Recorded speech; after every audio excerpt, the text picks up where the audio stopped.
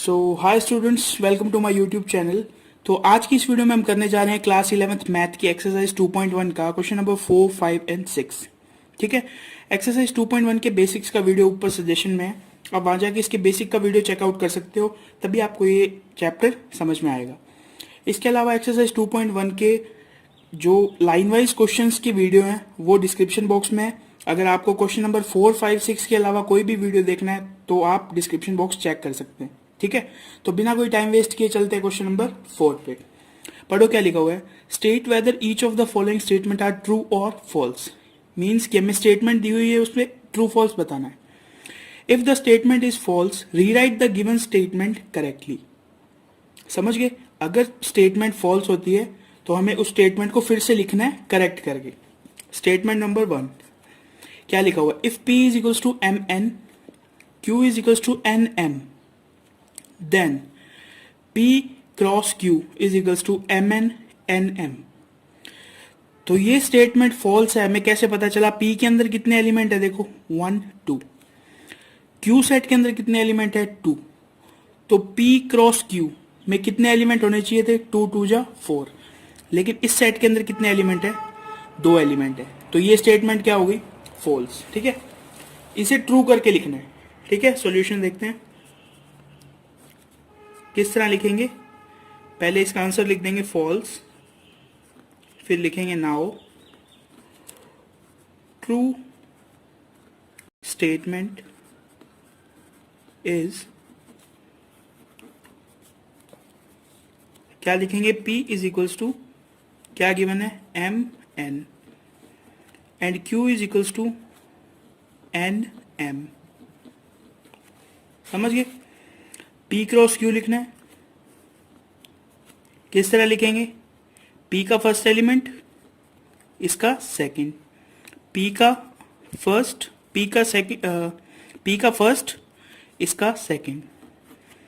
अब क्या उठाएंगे? P का सेकंड एलिमेंट, उसके साथ Q का फर्स्ट एलिमेंट, और फिर P का सेकंड एलिमेंट, Q का भी सेकंड एलिमेंट।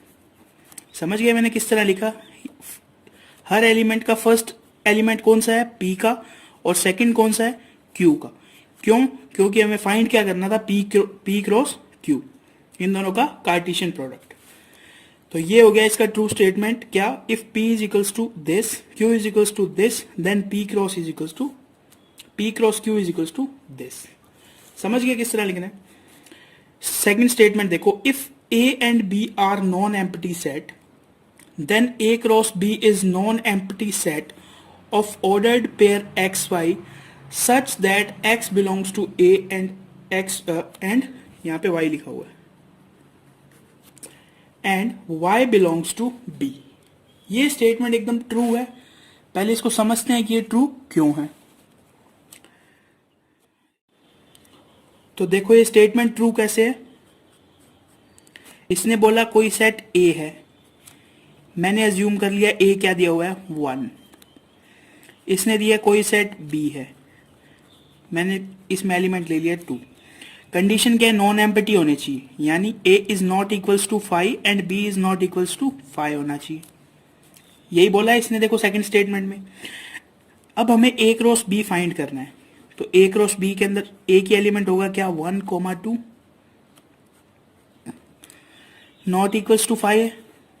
यही इसने बोला है कि A क्रॉस B क्या होगा? नॉन एम्प्टी होगा। नॉन एम्प्टी है क्यों? क्योंकि A क्रॉस B में एक एलिमेंट है 1 2।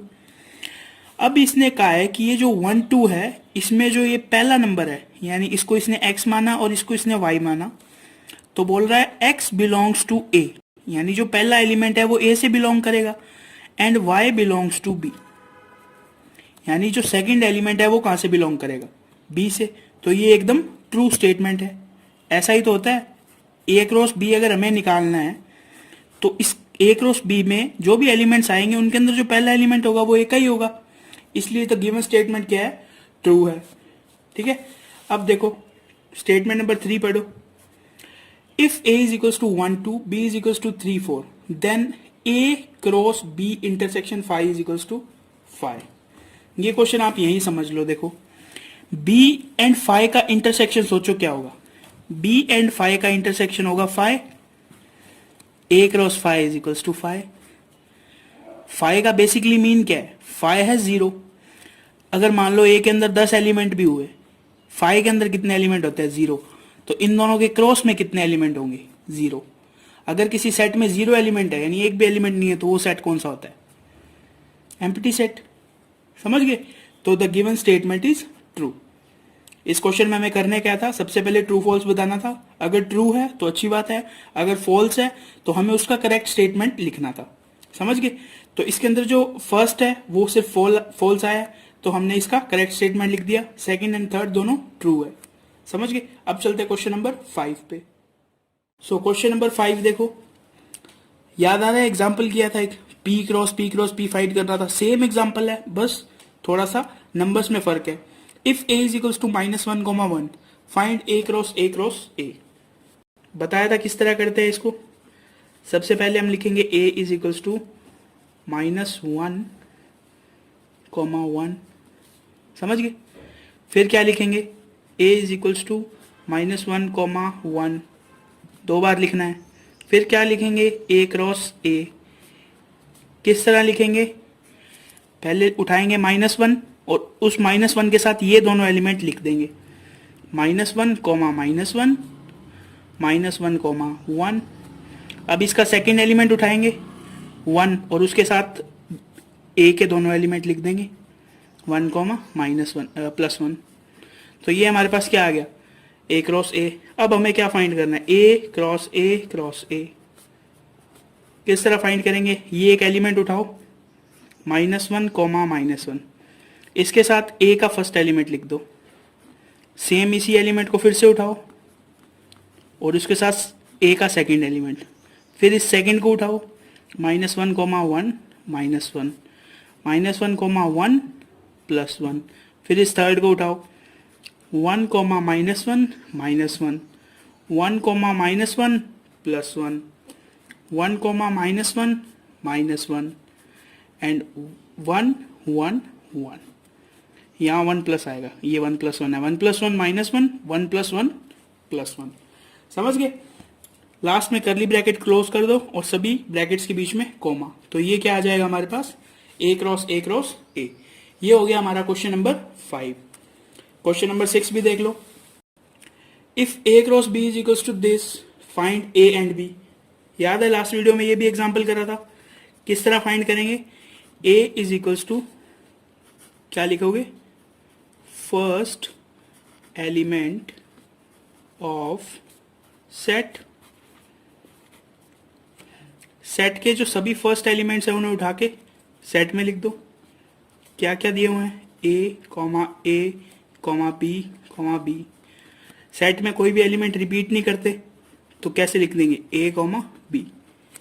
सेम इसी तरह बी को किस तरह लिखेंगे, second element of set B. Second element देखो क्या बच गया, एक्स वाई। तो क्या लिख देंगे हम, X Y. Same rule apply होगा इसमें भी। सेट के अंदर कोई एलिमेंट रिपीट नहीं होता, तो एक्स एक बार, वाई एक बार। क्या फाइंड करना था हमें, ए एंड बी फाइंड करना था। तो ए सेट में कौन कौन से एलिमेंट है, ए बी, और बी में कौन से हैं, एक्स वाई। समझ पा रहे हो। तो आज की वीडियो में बस इतना ही। इससे नेक्स्ट वीडियो में करेंगे इससे नेक्स्ट क्वेश्चन। तो अगर आपका कोई भी डाउट हो तो आप उसे कमेंट सेक्शन में पूछ सकते हैं। इसके अलावा वीडियो कैसी लगी ये भी बता सकते हैं। Thanks for watching.